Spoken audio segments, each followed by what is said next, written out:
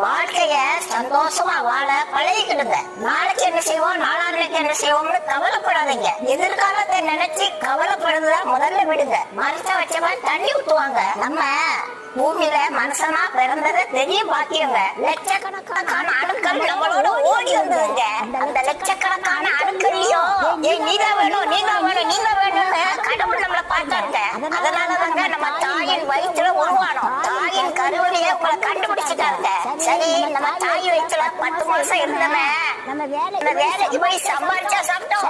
சரி, பூமியில வந்து பிறந்துச்சான். உடனே வேலைக்கு போய் சம்பாதிக்க ஆரம்பிச்சோமா, இவ்வளவு வயசு வரைக்கும் உயிரோட இருக்குது அவரோட கிருபங்க. அவரு கடைசி வரைக்கும் உங்களை காப்பாத்துவாங்க. கடவுள் மேல பார்த்து போட்டுட்டு நிம்மதியா வாழறதுக்கு முயற்சி பண்ணுங்க. நீங்க கவலை ஒன்றதுனால ஒண்ணும் மாறாதுங்க. நினைச்சு போன காலம் முடிய கூட உங்களால கற்பாக்க முடியாது. 4 நாளைக்கு தான் கருப்பா இருக்கும். முடிய கூட மாற்ற முடியாத நீங்க